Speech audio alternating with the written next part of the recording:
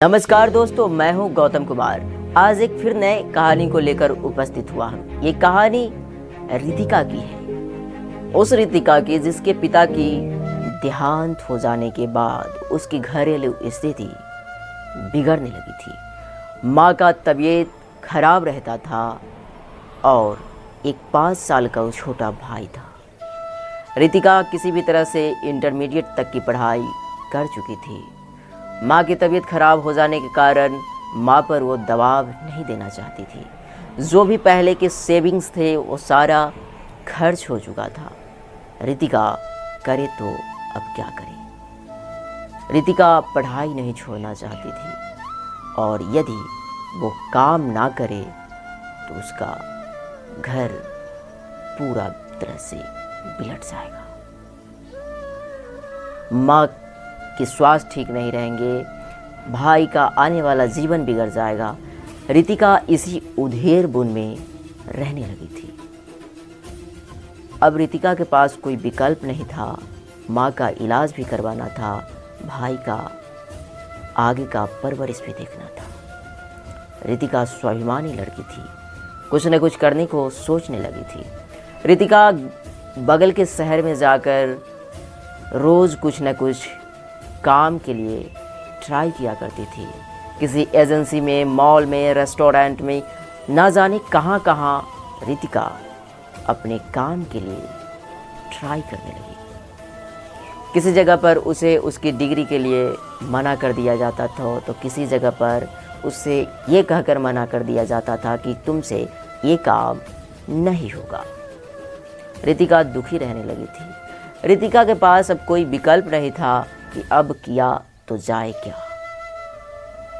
रितिका अपने एक college friend के पास कॉल लगाई। यही एक उसके पास अंतिम विकल्प था।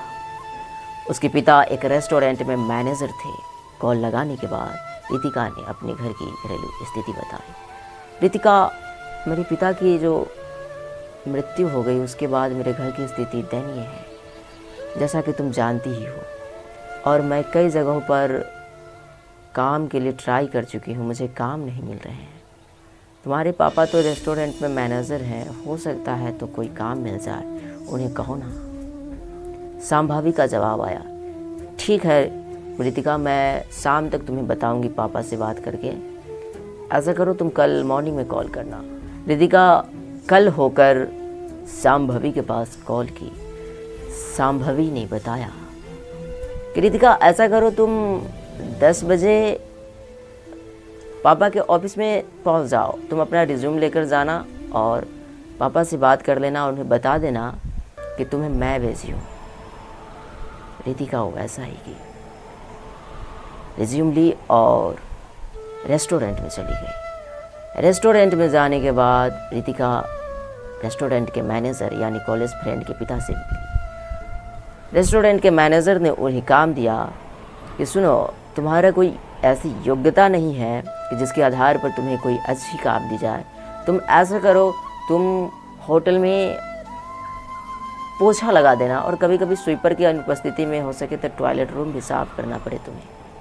क्या ऐसा तुम कर सकती हो ना? रितिका के पाँव के तले जमीन खिसक गई। रितिका सोचने लगी कि ये कैसा काम मिल रहा है मुझे। पोछा तक तो ठीक है और टॉयलेट भी साफ करना पड़ेगा। करूं तो मैं क्या करूं? रितिका मजबूरी की मारी हुई लड़की थी। उन्होंने कहा कि ठीक है अंकल, मैं कर लूंगी। रितिका इस काम को स्वीकृति दे दी और स्वीकृति देने के बाद रितिका कल से काम पर लग गई। रितिका रोजाना साफ करती थी। रितिका को वहाँ क्या क्या समस्याएं को झेलना पड़ा, क्या आप जानना चाहेंगे? Housekeeping staff, कुक्स, captain, manager, safe, उसमें जो कार्यरत कर्मचारी थे उसके साथ बदसलूकी बोलते रहते।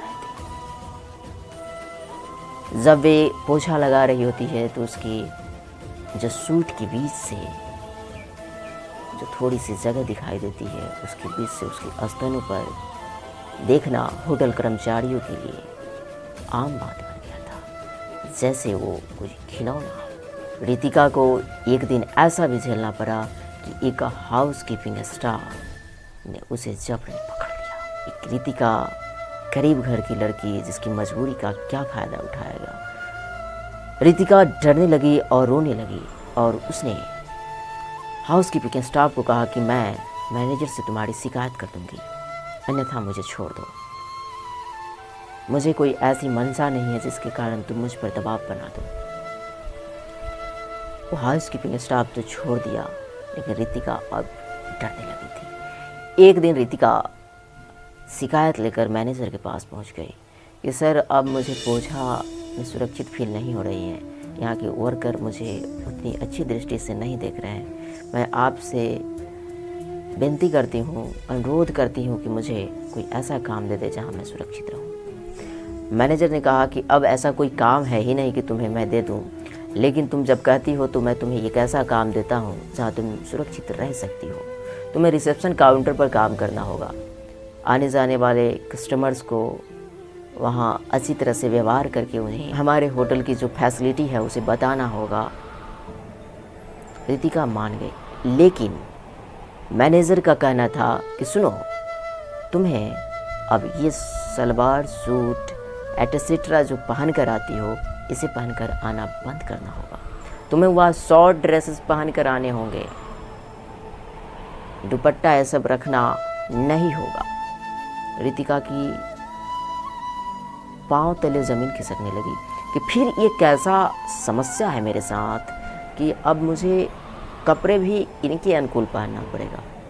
रितिका मजबूरी की मारी हुई एक गरीब लड़की कही कि क्या ये पहनकर आना पड़ेगा ही? कोई ऐसा उपाय नहीं है कि मैं वही ड्रेस जो पहनती हूँ पहन कर आऊँ और मैं वहाँ काम कर सकूँ? मैनेजर का जवाब था, नहीं नहीं, वहाँ वही पहन कर रहना होगा तुम्हें। और सुनो, तुम किसी भी होटल में चले जाओ, रेस्टोरेंट में चले जाओ, वहाँ पर तुम्हें इसी प्रकार की ड्रेस पहन कर रिसेप्शन काउंटर पर बैठना पड़ेगा। रितिका असहाय लड़की क्या कर सकती थी? रितिका मान गई और रिसेप्शन काउंटर पर काम करना कल से शुरू कर दिया। पर एक दिन ऐसा आया कि मैनेजर के द्वारा उसे ऑर्डर मिला कि सुनो, तुम्हें 8 बजे तक रितिका रहना होगा।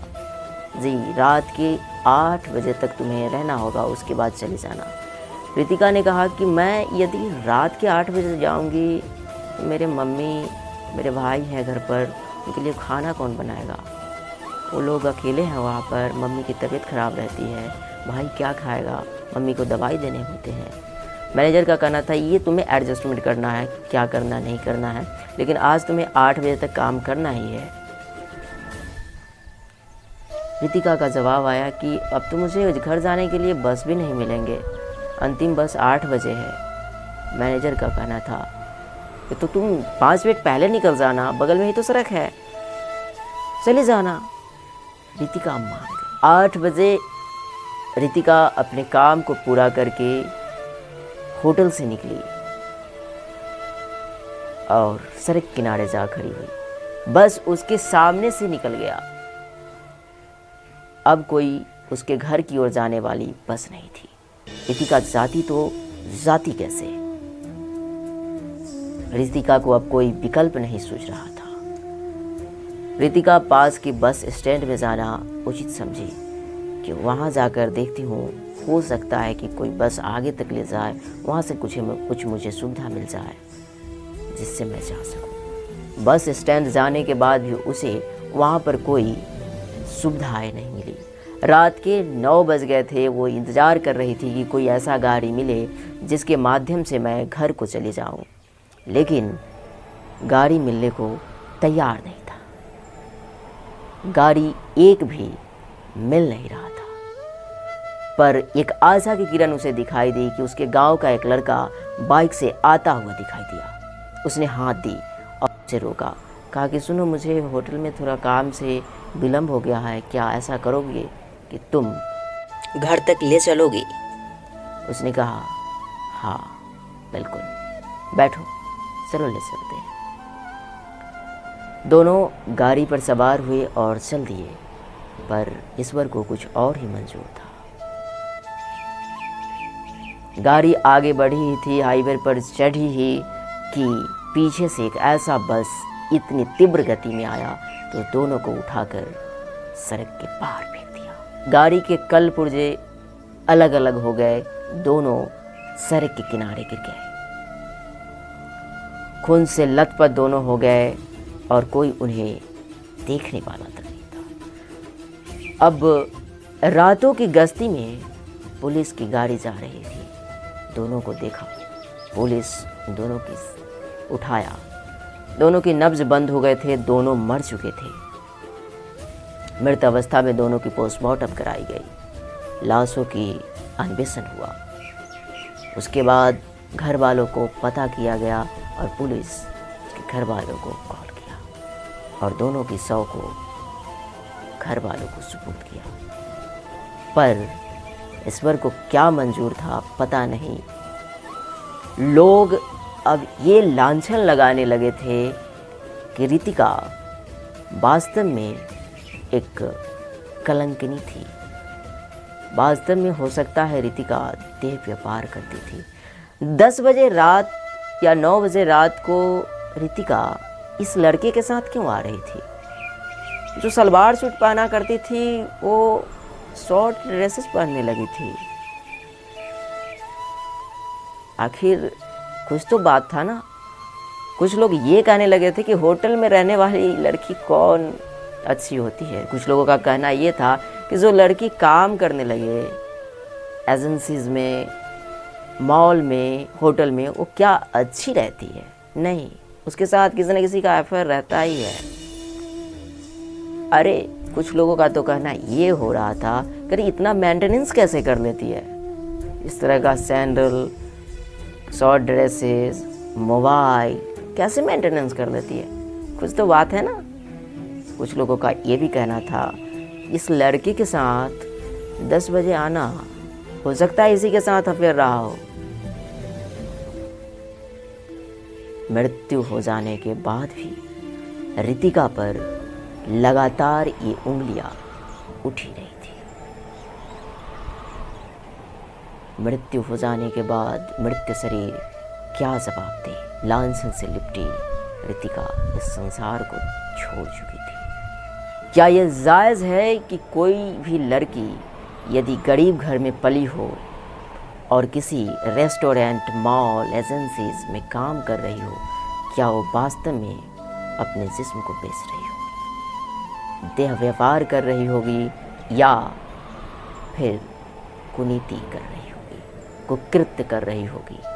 क्या एक गरीब परिवार में जन्मी लड़की कोई काम नहीं कर सकती है? किस प्रकार से वो अपने जीवन को निर्वहन करेगी? कोई ऐसा सभ्य समाज में कोई ऐसा व्यक्ति नहीं होता जो ऐसे लड़कियों के लिए एक तरीका बता दे कि सभ्यता के साथ वो काम कर सके और अपना जीवन निर्वहन कर सके। इस सभ्य समाज में कोई ऐसा व्यक्ति नहीं होता कि एक असहाय लड़की को कोई काम दिला सके।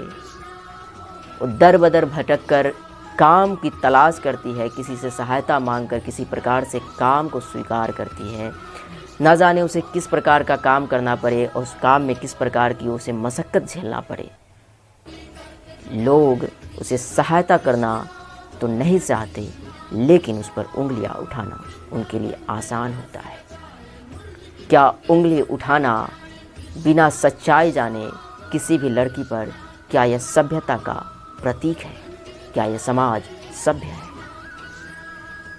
जो समाज किसी लड़की को काम तक नहीं दिला सकता, असहाय लड़की को सहायता नहीं कर सकता, क्या उसका ये हक बनता है कि किसी गरीब लड़की पर लांछन की कहानी पोत दे?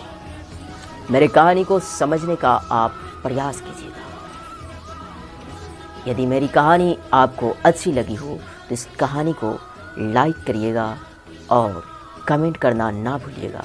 साथ ही साथ मेरे चैनल को सब्सक्राइब भी करें। अगली कहानी के साथ फिर मैं आपसे मुखातिब होऊंगा। तब तक के लिए मैं आपसे विदा लेता